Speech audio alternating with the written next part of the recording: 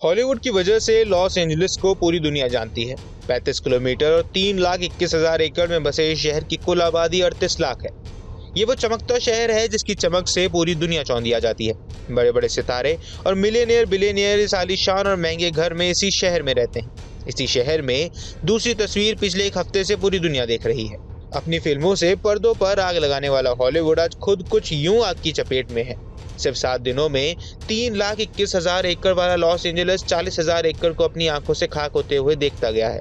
बड़े बड़े सितारे इसी आग की वजह से बेघर हो गए हैं।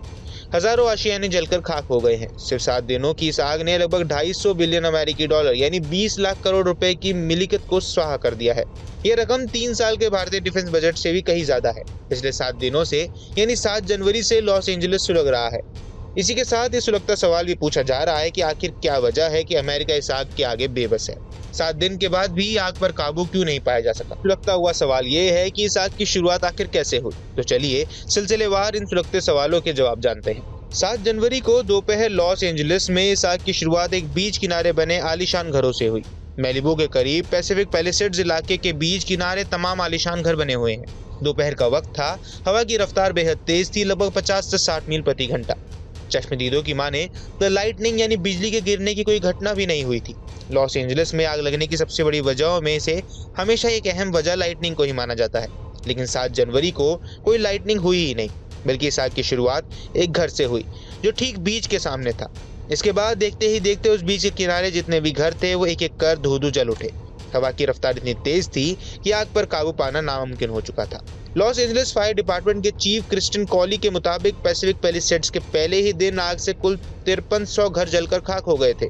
यानी आग ने पहला कहर पानी के नजदीक समंदर के बने घरों पर ढाया। इस आग ने कुल 23,700 एकड़ के दायरे में मौजूद हर चीज को जला दिया था। पैसिफिक पैलिसेड्स में लगी आग में 8 लोगों की जान गई। 8 जनवरी को तारीख आ गई। पैसिफिक पैलिसेड्स से 50 मील की दूरी पर फिर से एक आग पकड़ती है।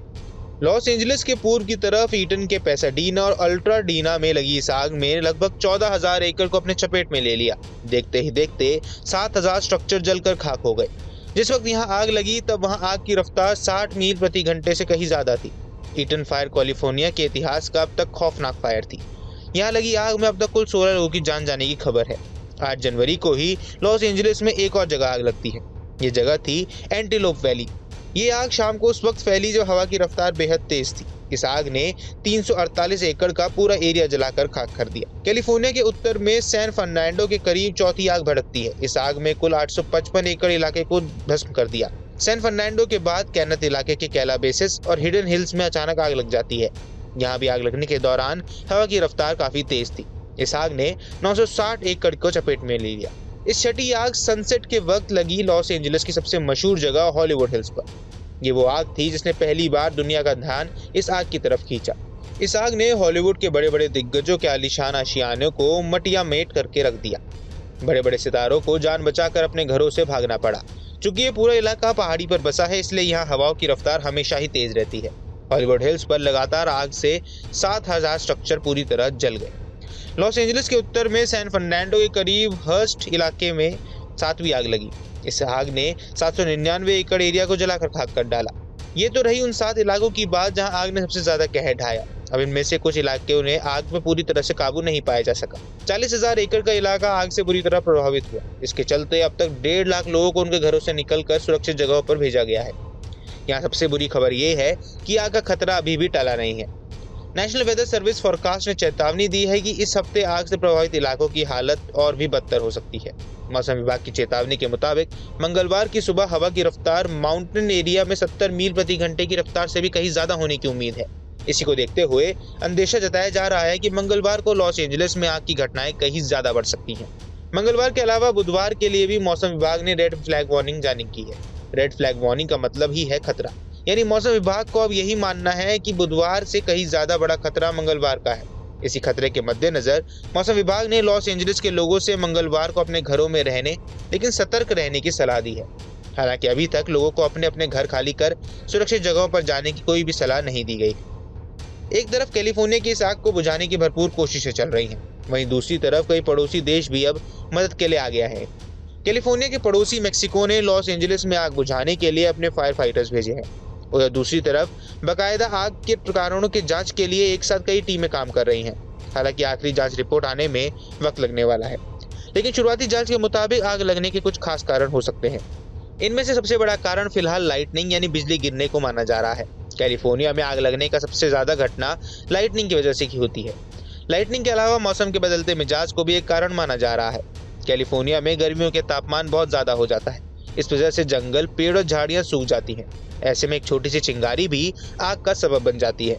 कैलिफोर्निया में लंबे वक्त से सूखा पड़ा था। इस सूखेपन में भी आग को एक वजह माना जा रहा है। लॉस एंजलिस और उसके आसपास जो तेज हवाएं बहती हैं उनमें से एक सांता एना है। सांता एना ऐसी हवाएं हैं जो आग को भड़काने या फैलाने में काफी मदद करती हैं। ऐसी बेकाबू हवा की वजह से आग सैकड़ों एकड़ तक फैल सकती है। हवा की स्पीड की वजह से हवा की दिशा और रफ्तार आग को कंट्रोल करने में दुश्वारियां पैदा करती है। कैलिफोर्निया के जंगलों की आग अमूमन इस तरह की होती है। कैलिफोर्निया के जंगलों के खास पेड़ पौधे भी कई बार आग फैलाने में बड़ी भूमिका निभा जाते हैं। इन पेड़ पौधों में ऑक्स और पाइन्स जैसे पेड़ शामिल है, जिनकी पत्तियों और शाखाओं में तेल होता है, जो आग को तेजी से फैलाने में मदद करते हैं। वैसे आग लगने की एक वजह इंसानी गलतियां भी हो सकती हैं। कई बार लोग जंगलों में कैंपिंग करते वक्त आग की चिंगारी छोड़ देते हैं, सिगरेट के टुकड़े की शक्ल में या बिजली के तारों की निकली चिंगारी की सूरत में। जंगल के करीब बसी आबादी भी जंगलों में लगने वाली आग में कई बार जिम्मेदार होती है। इस बीच आग की मार के साथ साथ लॉस एंजलिस में लोगों को एक और बार मार सहनी पड़ रही है। ऐसे में बहुत से लोग जिनके घर इस आग में जल गए हैं, लेकिन उनके घरों में फायर इंश्योरेंस ही नहीं थे, जिससे पैसिफिक पैलिसेड्स के आग का सिलसिला शुरू हुआ। अकेले उसी इलाके में 1626 घरों के इंश्योरेंस रिन्यू ही नहीं किए गए थे। जरा सोचिए, अगर इन घरों के इंश्योरेंस होते, इंश्योरेंस कंपनियों को कितने मिलियन या बिलियन डॉलर देने पड़ते। रहस्यमयी तौर पर कैलिफोर्निया या अमेरिका की जितनी भी बड़ी इंश्योरेंस कंपनियां हैं, उन्होंने पिछले 2 सालों में बहुत से लोगों के फायर इंश्योरेंस को रिन्यू करने से ही मना कर दिया था। कैलिफोर्निया के सबसे बड़े home insurance company State Farm General ने पिछले साल मार्च में ऐलान कर दिया था कि वो 30,000 घरों के इंश्योरेंस को रिन्यू नहीं करने वाले हैं। इन घरों के इंश्योरेंस सच में रिन्यू नहीं किए गए। इनमें से बहुत से घर इसी आग की चपेट में आ गए हैं। अब इंश्योरेंस ना होने की वजह से उन्हें कोई क्लेम भी नहीं मिल सकता है। कैलिफोर्निया समेत अमेरिका में ज्यादातर लोग ईएमआई पर ही घर खरीदते हैं। अमेरिकी सरकार लोगों को क्रेडिट यानी कर्ज पर जिंदगी जीने के लिए प्रोत्साहित करती है। यही वजह है कि अमेरिका में जरूरत की लगभग हर चीज लोग क्रेडिट पर लेते हैं, चाहे वो घर हो, गाड़ी हो, मोबाइल हो और यहाँ तक कि इंश्योरेंस का ईएमआई क्यों ना हो। स्टेट फार्म जनरल के अलावा चुब नाम की इंश्योरेंस कंपनी ने 2021 से ही हाई वैल्यूज घरों को होम इंश्योरेंस की रेवेन्यू करने पर रोक लगा दी थी। वजह बढ़ती आग की घटनाओं को बताया गया था। ऑल स्टेट नाम की इंश्योरेंस कंपनी ने 2022 से ही नए होम इंश्योरेंस पर रोक लगा रखी है। टोक्यो मैरीन अमेरिकी इंश्योरेंस कंपनी और ट्रांस पैसिफिक इंश्योरेंस कंपनी ने 2024 से ही होम इंश्योरेंस पर रोक लगा दी थी। 7 जनवरी की आग से पहले लॉस एंजलिस के 10,000 से ज्यादा स्ट्रक्चर ऐसे थे। आग बुझाना हमेशा आग लगाने से कहीं ज्यादा मुश्किल होता है। अमेरिका में लगी आग को बुझाना सुपर पावर के लिए अब सबसे बड़ी चुनौती बन चुका है। 7 दिनों से लॉस एंजलिस की आग में झुलस रहा है। आग की वजह कुछ और है। आग की चपेट में कई लोग आ चुके हैं और कई इलाके आ चुके हैं। लेकिन पिछले कुछ दिनों से लॉस एंजलिस में लगी इस आग को सोशल मीडिया पर गाजा में लगी आग और उसकी तबाही और बर्बादी से जोड़कर परोसा जा रहा है। एक तबका वो भी है जो लॉस एंजलिस और गाजा में लगी आग में समानताएं तलाश रहा है। ये तबका इन दोनों ही जगहों पर बर्बादी को कुदरत और बदले की नजर से भी देख रहा है। हालांकि ये दोनों ही आग और आग की सच्चाई एक दूसरे से बेहद अलग है। गाजा के लोगों ने भी अपने घर खोए, बेघर हुए, जाने गंवाए, तो वहीं लॉस एंजलिस में भी हजारों लोगों के घर जले, हजारों बेघर हुए, कई मौतें भी हुई। गाजा में इजरायली बमबारी के चलते हजारों लोगों को अपना घर छोड़कर जान बचाने के लिए इधर उधर जाना पड़ा, तो वहीं लॉस एंजलिस में भी 1.5 लाख से ज्यादा लोगों को विस्थापित होना पड़ा। सोशल मीडिया पर तैर रही खबरों के मुताबिक लॉस एंजलिस में लगी आग गाजा के लोगों की हाय है। दरअसल गाजा पर इजरायली हमले में अमेरिकी लगातार इजराइल की मदद करता रहा है। पिछले 15 महीनों से हमले को झेल रहे गाजा में 47,000 से ज्यादा लोगों की जान जा चुकी है। 1 लाख से ज्यादा लोग घायल हुए हैं। शहर का बुनियादी ढांचा लगभग बर्बाद हो चुका है। गाजा पर पिछले 15 महीनों में हजारों टन बम गिराए जा चुके हैं, जिसकी वजह से शहर के हर हिस्से में हर दिन धुएं का गुब्बार और आग की लपटें उठती हुई नजर आ रही हैं। लेकिन लॉस एंजलिस की आग को अभी भी साजिश नहीं माना गया है। लॉस एंजलिस में पिछले कुछ सालों से सूखापन का आना है। तापमान गर्म होना, तेज हवाओं को आग की वजह माना जा रहा है। बिजली गिरने या नए साल के जश्न के दौरान आतिशबाजी को भी आग के लिए जिम्मेदार ठहराने वाले कम नहीं है। हालांकि अभी तक पुख्ता तौर पर यह साफ नहीं हो पाया है कि आग की असली वजह क्या थी, मगर इतना तय है कि गाजा की आग और कैलिफोर्निया की आग बिल्कुल जुदा है। पर इन दोनों में समानता है। जिस वजह से लोग ढूंढ रहे हैं वो है अमेरिका। कायदे से इन दोनों में आग में ही समानता है। इस बुरे मुद्दे पर आपकी क्या राय है, हमें कमेंट बॉक्स पर जरूर बताएं। न्यूज नेशन अब व्हाट्सएप पर खबरों के ताजा अपडेट के लिए न्यूज नेशन के इस क्यूआर कोड को स्कैन करें